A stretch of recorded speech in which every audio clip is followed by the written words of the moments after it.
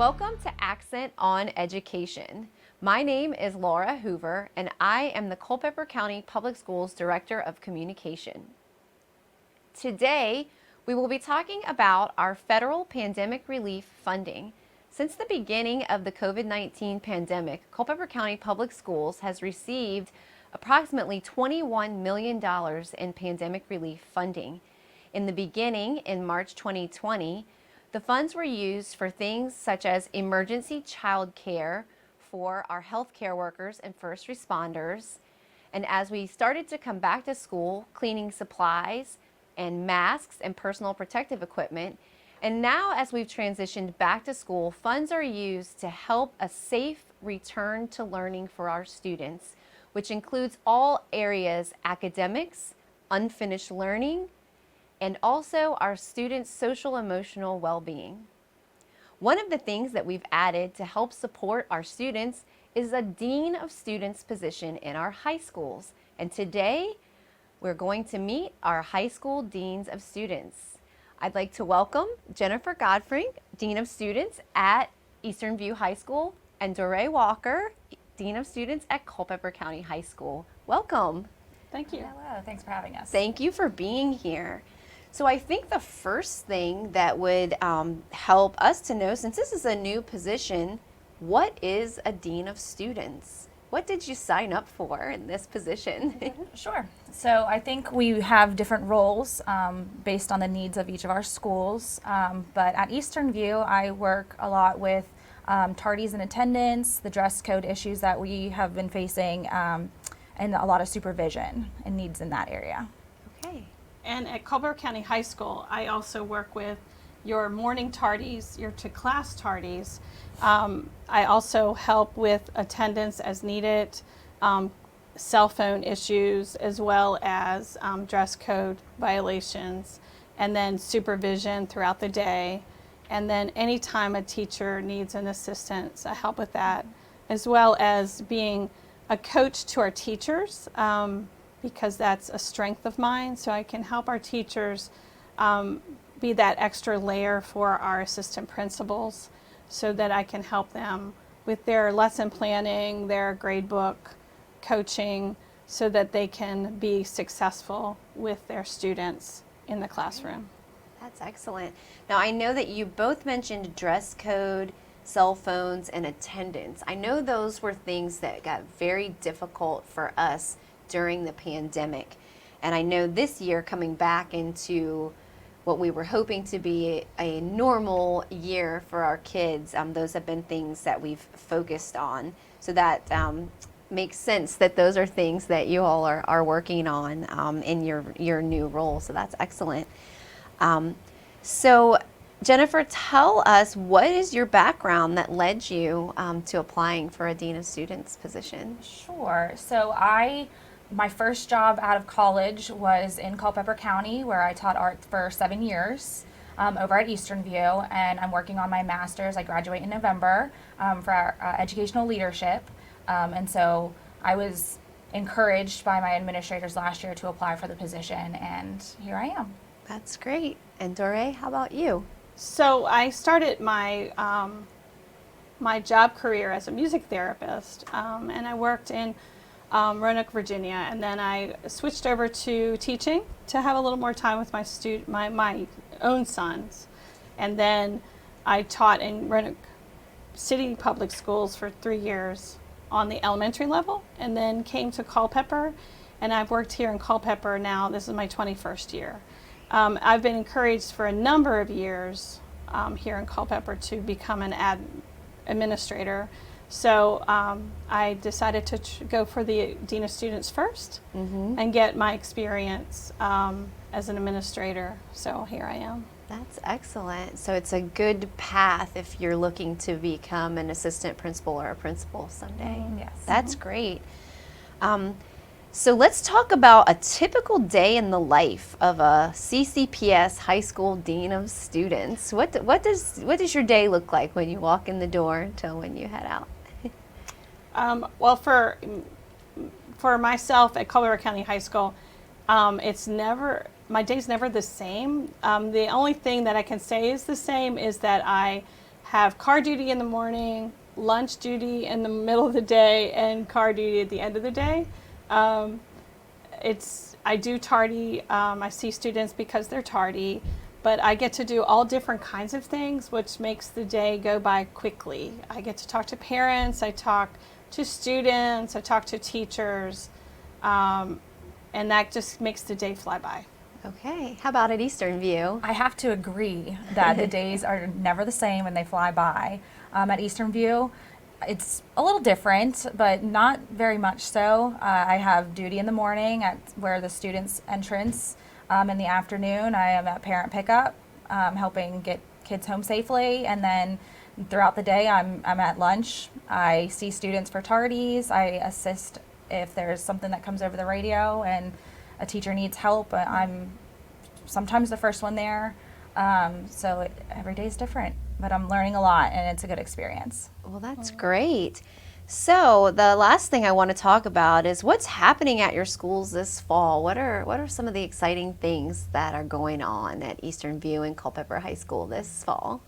Well, we have homecoming coming in a few weeks, and in 2 weeks we have the second weekend in October. We have homecoming, and then we have academic letter jackets. The students who get all A's in their senior year, they can get an academic letter jacket. That's great. The 1st of October. And that's an evening event where parents can put the jacket on their child. We also have Hispanic Heritage Month. We're going to bring that to a culmination with an assembly. What about you all? So we also have homecoming. Ours is next weekend. We'll have the football game Friday night and then the dance on Saturday on October 1st. We're also celebrating Hispanic Heritage with a week-long event coming up soon. The letter jackets as well. Not quite sure the date that we're doing ours and recognizing those students, but I know we're planning something. It's in the works. Well, it sounds great. It sounds like there are a lot of great things going on in our high schools, and we are so grateful to you guys for providing an extra layer of support for our students and staff through this new Dean of Students position. So thank you so much. Thank you for having us. Thank you for having us. We'll be right back with more Accent on Education. Welcome. We would like to take this opportunity to share information about a workshop being held by Culpeper County Public Schools, the Office of Special Education, and the Parent Resource Center, being held on Saturday, October 15th from 10 a.m. to 12 p.m. at Culpeper County High School. This workshop will provide information and interactive opportunities on self-advocacy and accessing the Americans with Disabilities Act and IEPs from birth through adulthood. The presenters will have a deaf and hard of hearing focus, but the workshop will benefit all individuals. Anyone with questions regarding ADA and IEPs are encouraged to come and join us. Both ASL and English interpreters will be provided for everyone. We look forward to creating a community and a connection within our community. This is a family-friendly event and childcare will be provided. If you have any questions and want to register, please email Kim Bledsoe at kbledsoe@ccpsweb.org. Thank you.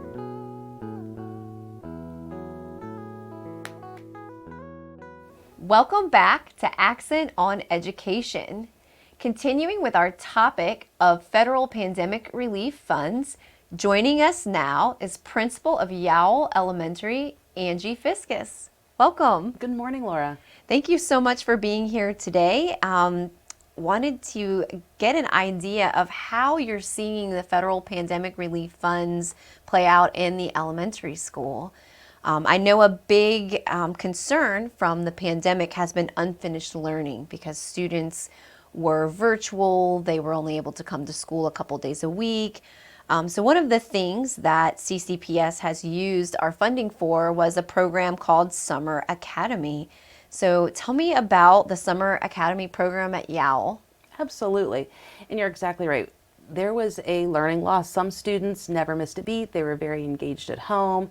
Parents stepped in very big ways. And there were other situations where students came to school twice a week and they got their learning twice a week in that way. So we knew we had to do something to address that learning loss for specific students. And so we targeted students, we invited them. Parents were very accommodating to share 6 weeks of their summer with us and their children. So we had students in every grade level participate. We had a teacher for each grade level. Special ed was supported. ESL was there as well, supporting their students. We had PE and STEM, so every day the kids had breakfast, lunch, learning, PE, STEM. It was a very engaging time for 6 weeks. And we picked up right where the school year ended. So wherever they were done in reading at the end of the school year, it was 6 more weeks just carrying that on. So we're so thankful to have that extra 6 weeks to fill in some academic gaps. That's excellent. Now, do you feel that you're seeing a difference from that program as the students have now transitioned to the next grade level? I do. I definitely feel like just having, and there's a thing in education called, which I know that you're an educator, but a summer slide. And so even to help students to not have the summer slide of a learning loss as well, to be able to come back to school. They were in school 6 weeks over the summer and they had about 4 weeks at home. So definitely it made a difference. That's great. That's awesome. So are there any additional instructional programs or support that you have at Yowell that have been provided from the federal pandemic relief funding? There are. We learned lots of things through COVID, and one of the things was online programs. We had to think about what we do and how we do it differently. So to support kids at home, there were some online programs that we started to use that we really didn't want to get rid of, but they cost a lot of money. And so to have this grant to continue on, there's one that parents, if your parents at home, they certainly have heard of, I'm sure, Reflex Math. And it's just a program to build automaticity with addition and subtraction, multiplication and division. And the kids are playing a game and they don't necessarily realize that they're learning their math facts. Of course, they realize it's a math-based game, but the idea that they're playing a game, it's super engaging. There's one for fractions as well. So we've really tried to weave in the pieces from COVID with the electronic pieces to engage students, and having this grant money to fund these programs has been huge. Great. Well, that's excellent. Now, the academics and the instructional piece is important, but we also have seen an impact in our students' social, emotional, and mental health from the pandemic. I know that we have implemented some wellness programs to support our kids. What do you have going on in that area at Yowell? There is a lot going on, and we're really trying hard to rebuild skills in kids. I'm a mom of 3, and COVID was hard. It was hard on our kids, depending on their age and where they were in life. You lost the Chick-fil-A playroom where you go in and you take turns on the slide, and so coming to school, and we have to teach the skill, taking turns or being at birthday parties and just communicating and being in different spaces. So the school is trying to find ways to support students. One is Girls on the Run. It is a nonprofit program, but it takes girls and they work on building individual skills, empowering these young girls, working in a team collaboratively. And at the end, they do a 5K, but the focus isn't the 5K. It's every week you're going to run a little bit more. You're going to try something a little bit harder just to empower them and see that they can do hard things. And it just takes work and effort. Another one is State Climb here in Culpeper. Our 4th and 5th graders are going to State Climb. Okay. And it's a great space for students to have physical activity, and they might not even realize that that facility is in our community, but by taking all the 4th and 5th graders in the school division to that space, that they can see, hey, this is a place that I can go and be active right in my own community. That's great. And I know that that is one of the goals of this program, these wellness programs, is to let our children see these things are here and you can do these. You can ask your family to take you back. I know in our high schools, we've been taking our 10th graders to Lake Pelham. We've taken students to Verdun through this same program. So that's excellent.